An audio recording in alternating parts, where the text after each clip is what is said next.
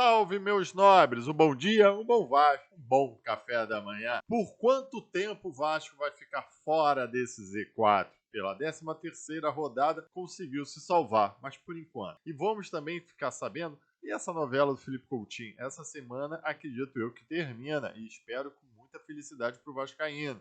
E vamos parabenizar as meninas que conseguiram subir para a segunda divisão do Campeonato Brasileiro Feminino de Futebol. E vamos aqui falar dos novos executivos. Sim, galera, é importante você saber quem vai mandar na Vasco SAF. Me acompanhe até o final desse vídeo, logo após a nossa vinheta.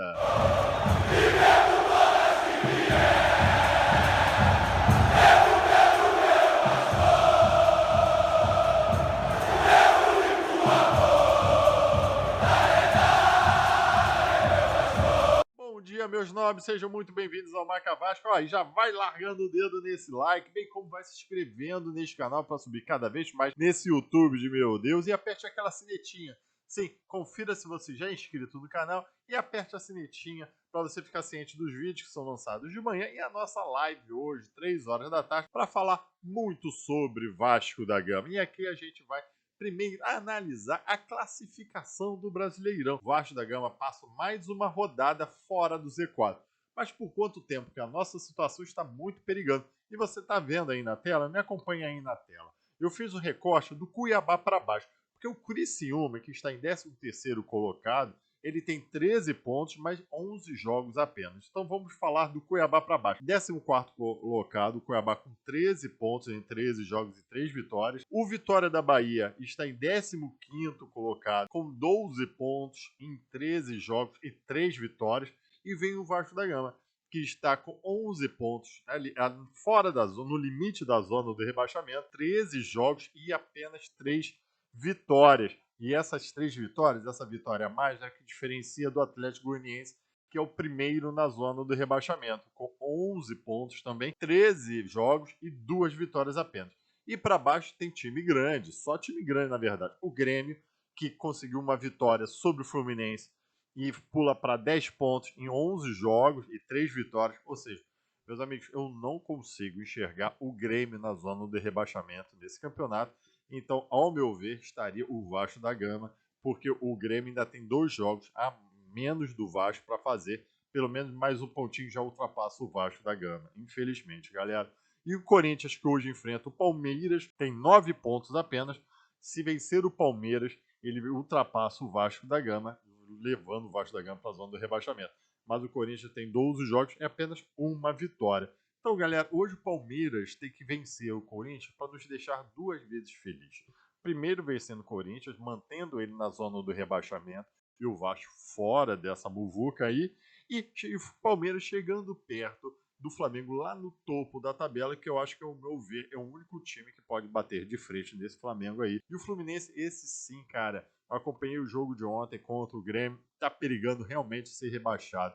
Vamos aguardar quem ele vai trazer de técnico. Parece que Mano Menezes e o Odair Helman. Porra, um é o Mano Menezes, campeão, o outro é o Odair Helman, que eu acho que já até teve parte aí no Fluminense. Fluminense só com 6 pontos, 13 jogos e uma vitória apenas sobre quem? Vasco da Gama. Incrível, né? Mas então o Vasco da Gama tá aí nesse Z4 aí, que o próximo jogo contra o Fortaleza em São Januário, às 8 horas da noite, toda a torcida tem que estar junto para levar esse time para sair pela vitória e sair dessa zona do rebaixamento. Meus nobres, vamos aqui pedir o like neste vídeo, bem como também parabenizar essas meninas que merecem todo o seu like, todo o seu parabéns, todas as suas congratulações e felicitações para a equipe de futebol feminino do Vasco da Gama, que garantiu o acesso, tá vendo aí a imagem na tela, para a Série A2, a segunda divisão do Campeonato Brasileiro Feminino, ao bater o Curitiba, lá em Curitiba, por 5-2. Aqui em São Januário já tinha dado uma goleada de 5-1, ou seja, a situação estava até tranquila e elas lá meteram mais 5 gols, com gols de Carol, Maria Vitória, Larissa, Graciela e Ju Ramos. Parabéns às meninas. O que eu falo aqui, se no futebol a gente já tem dificuldade, que é o maior engajamento, onde tem mais dinheiro, imagino que essas meninas não são heroínas por estarem defendendo a camisa Cruz Maltina em campo e garantindo acesso aí para a Série A2. Parabéns, e assim a gente vai evoluindo também no futebol feminino. Agora aqui a gente vai falar também um pouco de Felipe Coutinho. Vamos lá, falar de Felipe Coutinho é falar um pouco mais do mesmo. Felipe Coutinho está procurando a sua rescisão, a sua negociação lá com Aston Villa, até porque o Douglas Luiz já acertou a sua vida com o próprio Aston Villa. O Douglas Luiz acertou sua transferência para a Juventus da Itália, um grande time do futebol europeu. Eu quero saber já a tua opinião. O Douglas Luiz fez certo ao sair do Aston Villa e ir para o Juventus? A Aston Villa vai disputar a Champions League. Para mim, com certeza fez. Saiu da Premier League, ok, mas de um time mediano lá da Premier League, foi para a grande da Itália, que vai se reestruturar e vai voltar a competir grandes títulos aí. E agora falta o Felipe Coutinho acertar.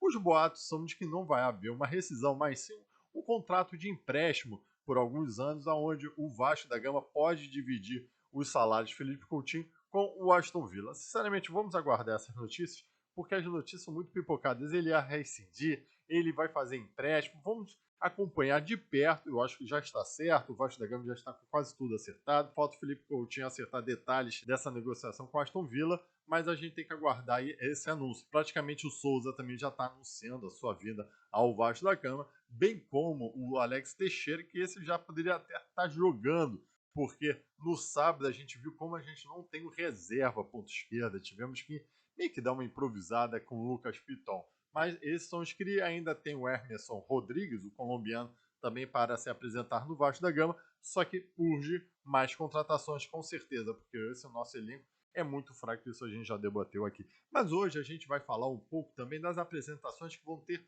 fora de campo, que é muito importante para você vascaíno também estar acompanhando, que é a estruturação da Vasco SAF. É uma sociedade anônima com presidente, diretor financeiro, diretor técnico, diretor executivo de futebol, e o Pedrinho lá, junto com a sua chapa, está conseguindo montar esse perfil. E possivelmente hoje, também na segunda-feira, vai ser anunciado os novos executivos da Vasco SAF. Marcelo Santana, diretor executivo de futebol, que vai trabalhar ao lado de Felipe Loureiro, também já está certo, ele já se despediu do América de Natal. Marcelo Santana foi ex-presidente do Bahia, que trabalhou nessa reestruturação do Bahia antes da venda para a SAF. Depois ele foi trabalhar no começo do ano no América de Natal, que é uma sociedade anônima também, onde ele conseguiu ter o título potiguar invicto depois de 42 anos. Parabéns. Pequeno passo lá para a América de Natal, e agora está voltando a ter um grande desafio maior dele, que é trabalhar nesse gigante nacional que é o Clube de Regatas Vasco da Gama como diretor executivo de futebol. Esperamos ele fazer um bom trabalho. Só tenho uma dúvida, muitos estão levantando essa hipótese, eu faço aqui uma referência ao André Garoni, que ele foi ou é ou ainda será, não sabemos, parte de uma empresa de empresariado de futebol. Aí eu acho que tem um conflito de interesse, tem que saber o porquê. Porque ele sendo empresário de futebol, será que ele não vai influenciar um pouco nas contratações? Particularmente espero que não. Eu acho que ele não fez isso no Bahia, não fez isso no América de Natal, e espero que não faça isso no Vasco da Gama. Mas se há um asterisco nisso, apenas isso. É um cara jovem, promissor, que fez uma reestruturação no Bahia, e isso é o que gabarita a trabalhar no Vasco da Gama. E outros dois nomes também serão anunciados, nomes muito importantes. Um diretor financeiro, que é o Rafael Viana, inclusive em 2022 ele ganhou um título da Confut, dessas conselhos, confederações de futebol, de executivos, como melhor executivo da área de finanças em 2022. Ele está vindo do Cruzeiro. Rafael Viana também, um cara jovem com muita experiência lá no Cruzeiro e nesse setor financeiro para ser o diretor financeiro do Vasco da Gama. Ou seja, é o cara que vai pagar, vai passar o cheque.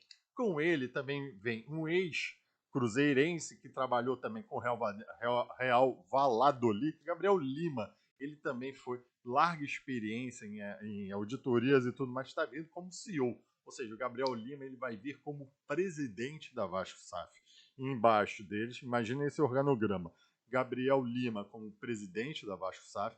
Embaixo tem o diretor financeiro, Rafael Viana. E do lado do futebol, você tem o Marcelo Santana com o Felipe Loureiro, ambos diretores. Um executivo, o outro técnico. E você ainda tem a diretora jurídica que permaneceu durante a Vasco SAF, que é a Gisele Cabreira, grande advogada. Ou seja, a Vasco SAF está se reestruturando. Ainda falta diretor comercial, compliance, RH, ok, comunicação, as outras estruturas. Mas, ao fim, pelo menos o Pedrinho está escolhendo diretores executivos jovens com experiência em reestruturação de time. Falam que o Gabriel Lima e Rafael Viana são vascaínos. Se forem, melhor ainda. Eu sempre defendi que o CEO, o presidente, tem que ser vascaíno por entender qual é a história, qual é a magnitude do Vasco da Gama. Mas agora, o de segundo escalão, diretor financeiro, diretor de futebol, diretora jurídica, não me importa qual o time que ele esteja, desde que ele esteja de alma e corpo no Vasco da Gama durante as suas funções.